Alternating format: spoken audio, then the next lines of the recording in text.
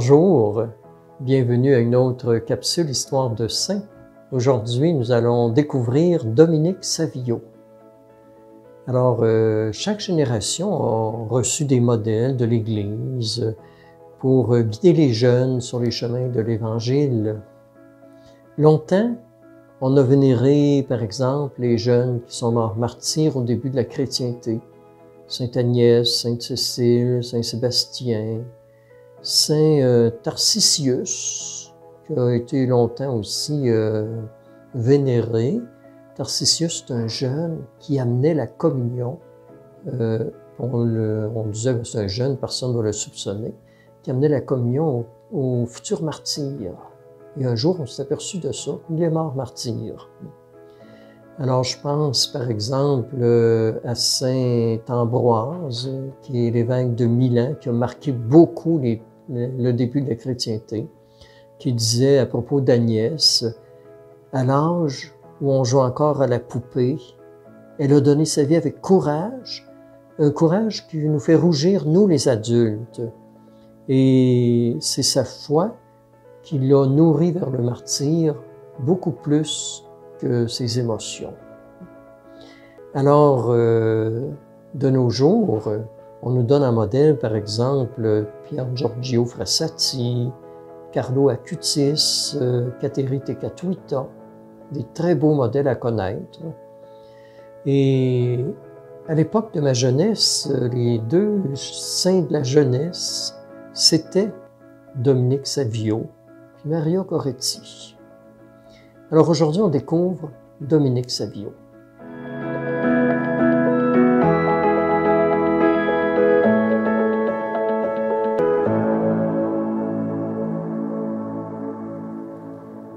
Dominique Savio est né le 2 avril 1842 en Italie, dans le Piémont, qui n'est pas très loin de Turin. Turin, c'est la ville de Jean Bosco. Il est issu d'une famille pauvre, puis il est l'aîné d'une famille de 9 enfants.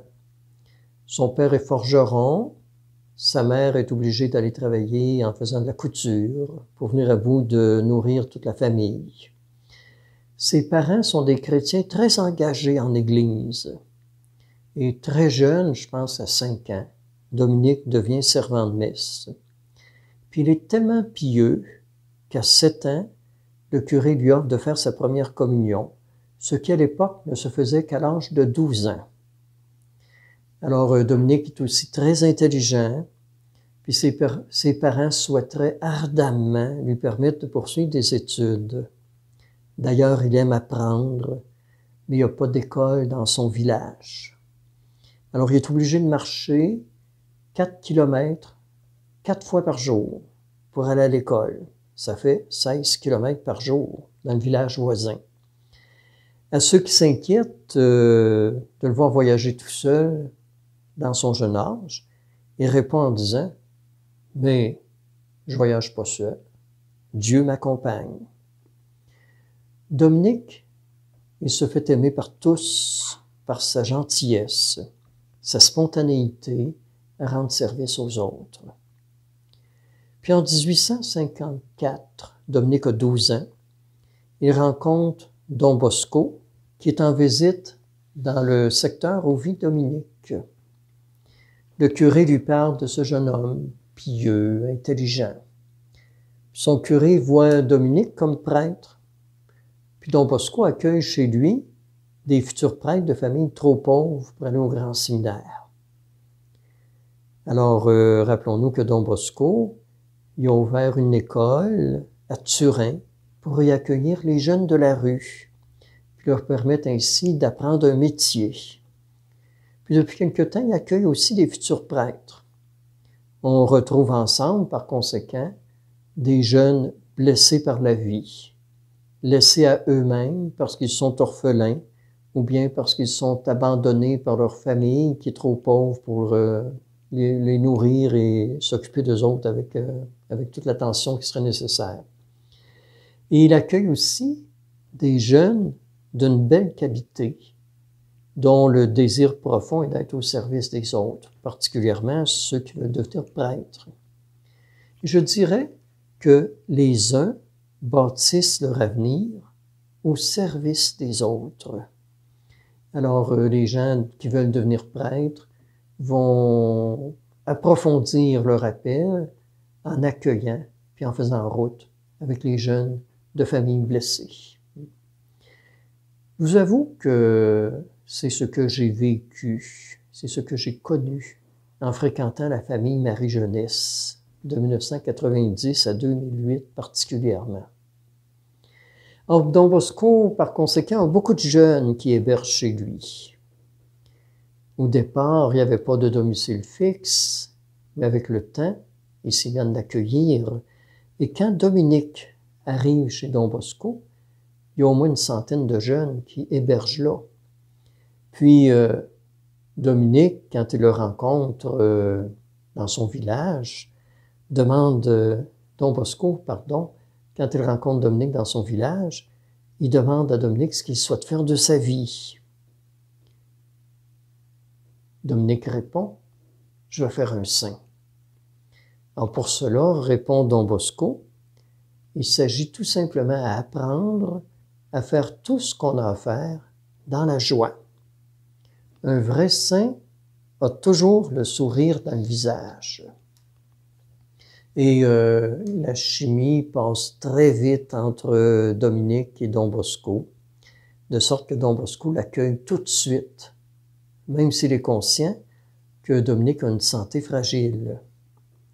Alors, Don Bosco pense de façon incroyable que cela est possible de faire en sorte que ce qui deviendra deux saints puissent s'édifier mutuellement.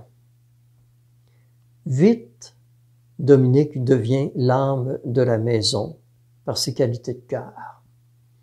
Il devient un camarade apprécié de tous par son sens du service, son attention aux plus délaissés. Dominique devient un apôtre de la non-violence, puis il fait preuve d'un courage exceptionnel dans ses interventions. Et toujours avec le sourire. Un exemple qui témoigne du vécu quotidien de Dominique. Un jour, deux étudiants, à la suite d'une grave dispute, décident de se battre à mort en duel, où l'un après l'autre, ils se lancent des pierres, jusqu'à ce que ce mort de l'un s'ensuive. Dominique, en apprenant cela, il essaie de les réconcilier, aucune entente possible. Alors il décide de participer au duel avec eux. Et quand le duel commence, il vient se placer entre les deux, puis il leur dit, avant de vous frapper, vous allez me frapper en premier. Mais comme les deux sont en admiration devant Dominique, ils ne veulent pas le blesser. Alors ça met fin au duel. Puis après, Dominique réussit à les réconcilier à force de parler avec l'un et avec l'autre. Dominique, à un moment donné, parce qu'à l'époque, on ne communie pas fréquemment. On assiste à la messe, mais on ne va pas communier. Puis à un moment donné, il s'aperçoit qu'à une messe du matin, personne ne s'avance pour la communion et que ça fait beaucoup de peine à Don Bosco. Alors, il va fonder un groupe de jeunes parmi les résidents de l'oratoire qu'on appelle. Un groupe qui s'appelle la Compagnie de l'Immaculée Conception. Alors, on vient de donner ce nom au groupe en reconnaissance à Marie, puis parce qu'on vient justement de proclamer le dogme de l'Immaculée Conception. Et dans ce groupe, on s'engage, un, à être toujours de bonne humeur, deux, à trouver notre joie à servir les autres, et trois, à participer à la célébration de l'Eucharistie le plus souvent possible, puis les différents membres du groupe alternent pour être sûr qu'il y aura au moins 2, 3 ou 4 jeunes qui vont communier à chaque jour. En plus, une fois par semaine, en plus de la communion du dimanche. Alors, Dominique est l'âme aussi de ce groupe-là. Mais sa santé se détériore. En juin 1856, Don Bosco oblige Dominique à aller se reposer dans sa famille. En août, il revient à l'Oratoire, mais durant l'automne, il rechute à nouveau dans ses souffrances physiques. Alors, Don Bosco s'entend avec le père de Dominique, qui vient le chercher le 1er mars 1857. Et il va mourir des suites de la tuberculose 8 jours plus tard, à l'âge de 15 ans. Ce que je note aussi, c'est que 1 an plus tard, Don Bosco écrit lui-même une première biographie de Dominique pour le donner en modèle à suivre aux jeunes de sa maisonnée, mais ce qui deviendra aussi un texte qui sera lu partout et qui deviendra un modèle pour les jeunes en général. Alors, Dominique a tout simplement vécu dans le respect des personnes, dans le désir de rendre heureux les autres et dans le souci de ne jamais perdre sa bonne humeur, tout à fait imitable par chacune de nous, particulièrement par nos jeunes.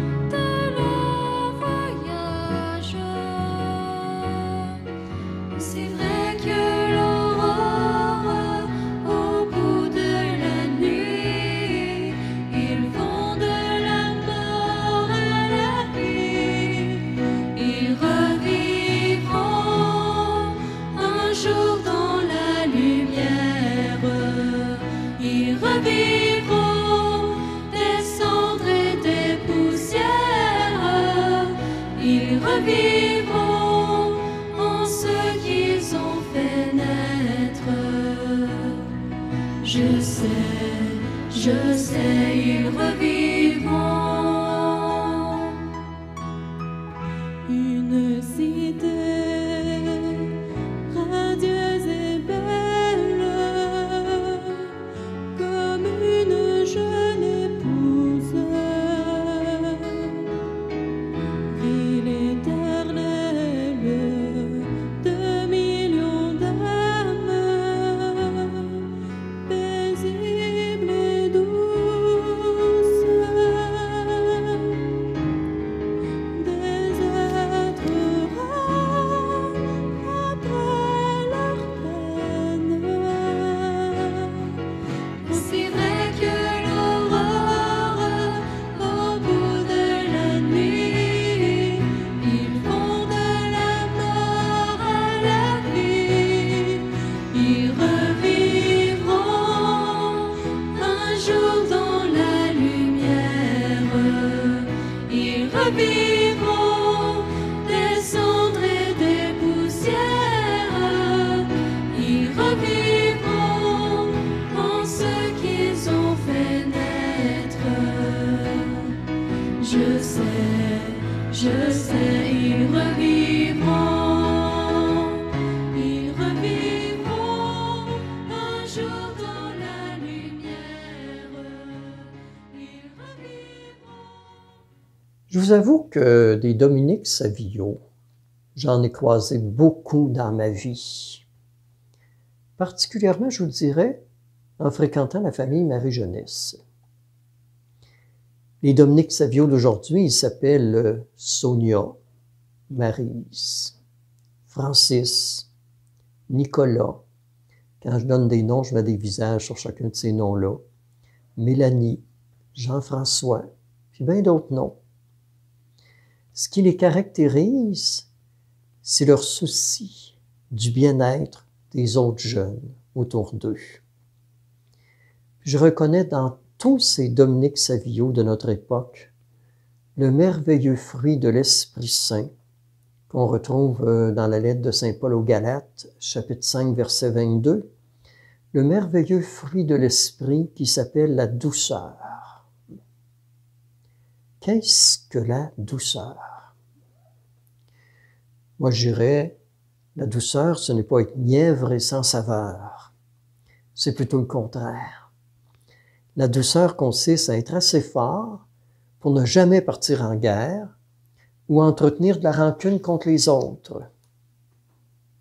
La douceur, c'est du courage sans violence, puis une force qui n'éprouve jamais de dureté pour les autres. La douceur, elle est accueil inconditionnel, respect profond du vécu de l'autre. C'est une force paisible qui ne blesse personne et qui fait qu'on est bien en notre compagnie. La douceur, elle est aussi maîtrise de soi, ce qui n'est possible qu'avec cette mère de toutes les vertus que les plus grands théologiens ont appelée l'humilité. La douceur est aussi cette capacité de souffrir personnellement sans que rien ne paraisse, plutôt que de faire souffrir les autres par des paroles blessantes, même si l'autre aurait mérité ces paroles. Voilà le témoignage de vie de Dominique Savio. Et ce que je nous souhaite, en terminant cette capsule, c'est qu'on devienne de plus en plus des Dominique Savio les uns pour les autres, en permettant à chaque personne autour de nous de se savoir aimer de Dieu, parce que Dieu nous aime et qu'on est appelé à agir en l'aimant nous aussi au quotidien. Merci pour votre présence et bon chemin sur la route de Dominique Savio.